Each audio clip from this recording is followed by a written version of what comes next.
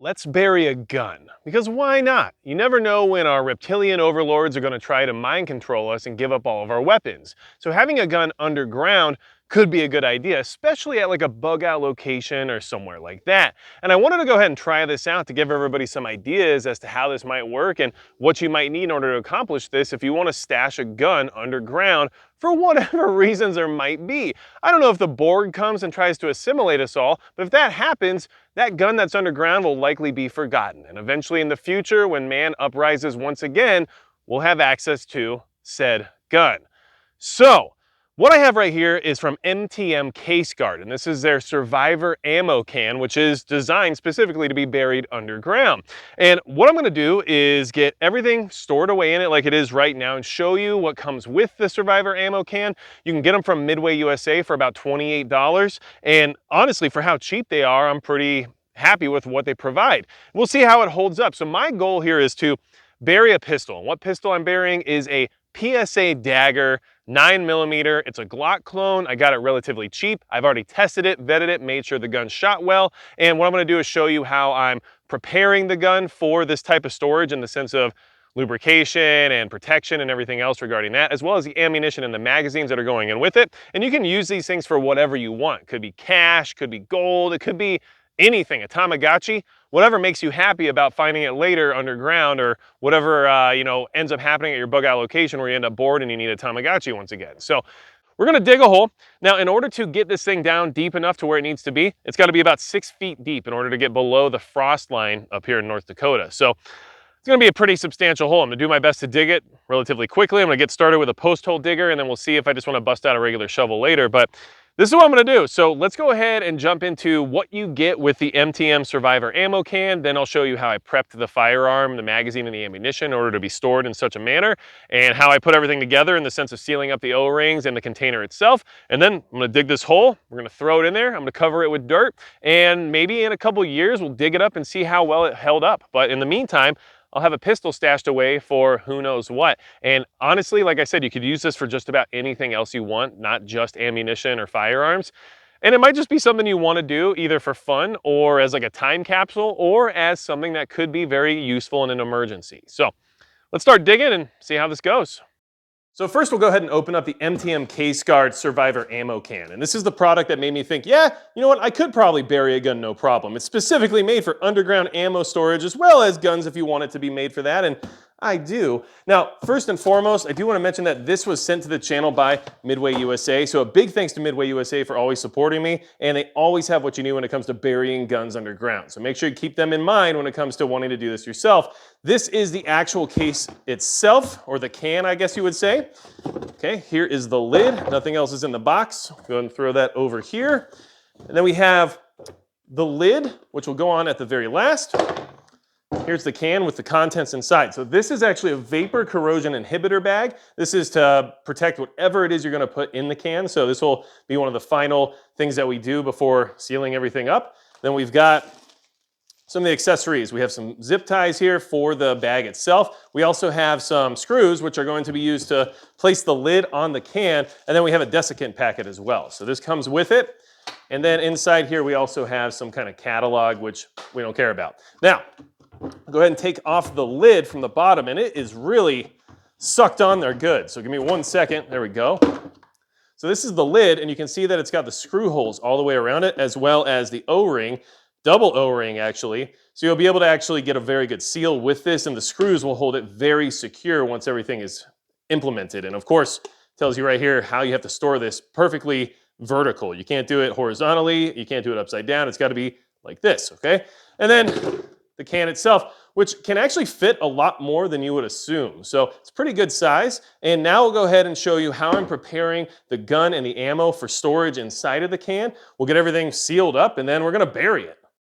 All right, so here we have the PSA Dagger full-size frame, field stripped, and everything has been very well cleaned, including the bore of the barrel, and everything is nice and ready to go. You can see here in the slide, that were looking pretty clean and pretty nice. And this is not brand new. I have fired this gun, which I think would be important for this process because you want to make sure if you're storing a gun for emergency purposes underground, it should probably work well first. So this has been shot. Now it's clean, and now we're going to get everything ready to be stored, as well as these two Magpul PMag magazines over here, which is what I'm going to store with the gun. Because first off, I don't want to bury a ton of money underground, because let's be honest, that's a lot of money to throw underground if you're just filling it with magazines and everything else.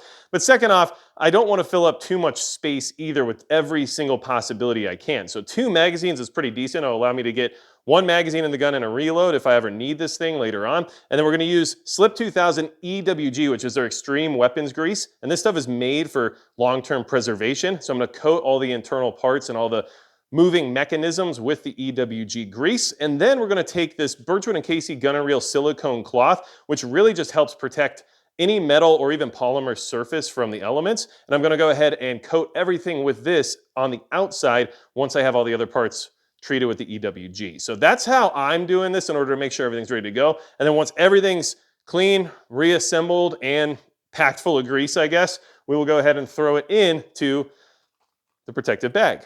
So let's get started and we'll make this happen.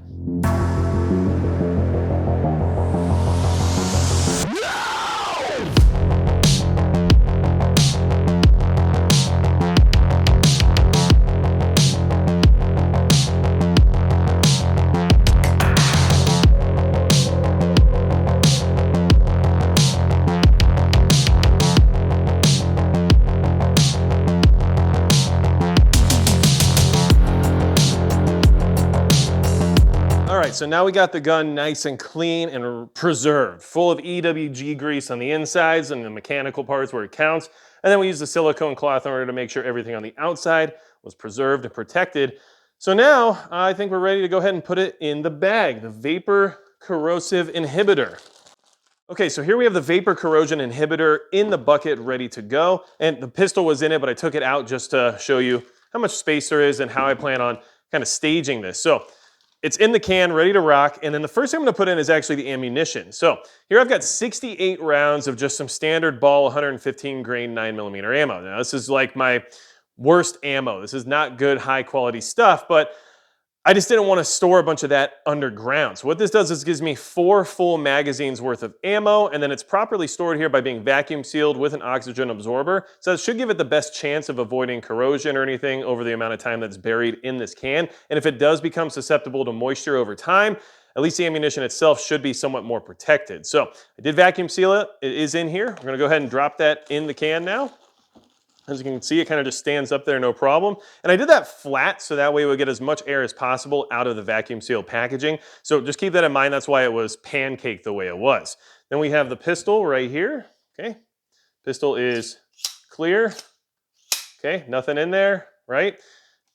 Good to go. Look at that, shiny, nice and protected. Everything's got grease and everything on the inside. Ready to go in the bucket like so. Okay, and then we've got the 2 Magpul PMags that are going in with it. Could I put more magazines in? Sure. Am I going to? No. So these are going in. These run. They're not my favorite magazines. They're definitely not as good as Glock mags, but I'm just not willing to bury my Glock mags right now. So it's a $250 PSA dagger. I'm not too concerned about the magazines going in with it, let's be honest. This is like a backup plan. But I still thought it was a good idea and something that you might want to replicate at your bug out location or wherever you keep your caches, which we know is pronounced cache, but I like it better cache all along the route or anything like that towards your emergency relocation area. Now, got that stuff in there. I'm only burying a gun, ammo, and magazines. That's it. You could bury a bunch of other stuff in here too if you wanted, but this is just what I'm doing. You do whatever you want when it comes to burying your own stuff. Now, we've got the desiccant packet. Okay, so I'm gonna throw that in here for good measure to make sure there is any moisture in there, that it gets sucked out. And just because I am a little bit of a weirdo, I did get another desiccant pack from Midway USA right here that I'm also going to throw in there because it won't hurt. So go ahead and take that, and we're gonna throw that in there as well, okay? Now, came with a twisty tie, which I inadvertently called a zip tie earlier, so forgive me for that. We're gonna go ahead and take the bag and try to get as much air and everything out of it as possible while keeping it in the ammo can or the storage can, survivor can, whatever kind of can it is. All right. And we're gonna go ahead and twisty tie it up just the way that they intended. Not sure if this is the absolute best method for sealing it up, but that's what they gave me. And I'm trying to demonstrate how this all works and what they give you and everything else, so we're gonna do it that way. Okay, twisty tie engaged. Everything looks good to go in that regard. We're gonna just fold that down. Okay, and there you have it. Gun in a survivor can.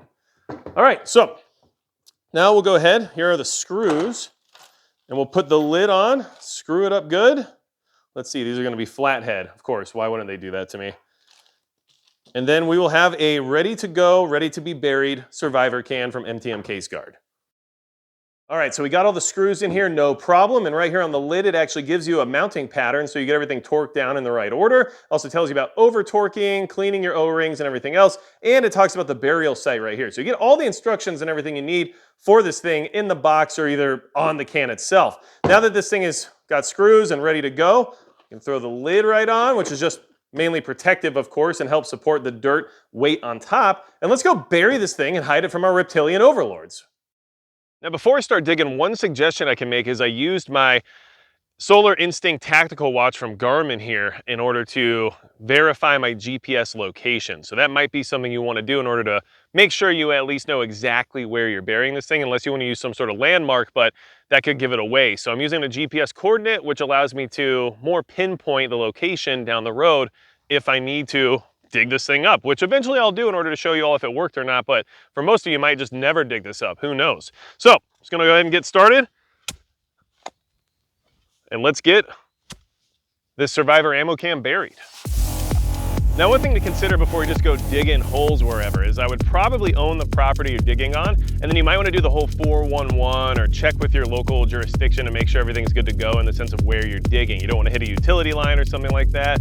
And then, of course, make sure it's legal for you to do this as well, especially if you're burying something like a firearm. So I'm doing what I'm doing, you do what you do, but I just wanted to make sure to mention that. Now, a lot of you might have been saying at the beginning of the video, how the heck are you going to dig a 6-foot deep hole or higher than 6 feet deep hole with a freaking post hole digger? That's going to get you like 3 feet at the most. Well, the key is to use a shop vac. So I use a shop vac to basically evacuate the dirt from the hole, and it worked very well, and now everything's good to go. So I just wanted to make sure that you were aware that that was my strategy there, and that with the combination of vacuum and post hole digger, we are good to go.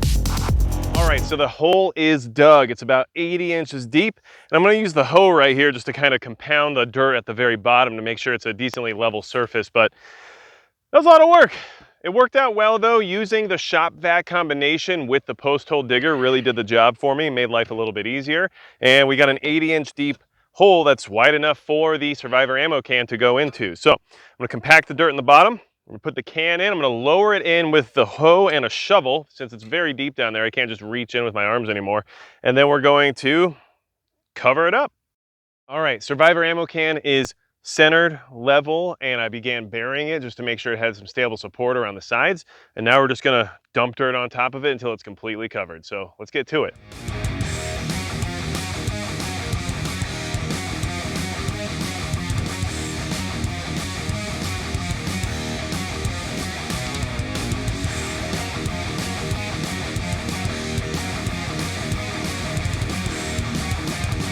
All right, we got the survivor ammo can buried with the PSA dagger inside. So I'm pretty happy about it. It was relatively smooth considering I did it by myself with only the tools I had on hand rather than having an auger or a bobcat or anything like that. And if you have a skid steer that you want to donate to the channel, feel free to let me know because that would probably be pretty useful. But honestly, the fact that I could do this with manual tools, I mean, the vacuum you might not consider manual, but all by myself, let's just say. And the fact that this thing was specifically designed to be buried and have valuables inside of it, it's kind of exciting. It gives me a backup plan in case things get really crazy out there and I need to have some kind of secondary location for a firearm. And hopefully it gave you all some ideas about something that you could do as well if you were worried about having some kind of cache located at a bug out location or something like that. So let me know if you have any questions about this whole process. I'm happy to share any of the things that I learned along the way with you all. And obviously, the survivor ammo can may or may not hold up. And we're gonna find out maybe in a couple of years or so to see how well it did. But for now, this was just me burying a gun because why not? I feel like it's the right thing to do sometimes. Now, I will say, if you only have like one gun or you can't afford to do this, don't do it. Like literally don't do it. But if you have additional firearms and you can part with one that you want to have stored securely somewhere else that nobody else is going to find no matter what, maybe not the worst idea. And don't forget to use your, GPS to get some kind of a locational signal as to where exactly your stash is, because it would be nice to be able to find that again in the future now, wouldn't it? All right, so anything else you need from me, you know what to do. Go to magicprepper.com. And besides that, that's going to be it for Magic Prepper.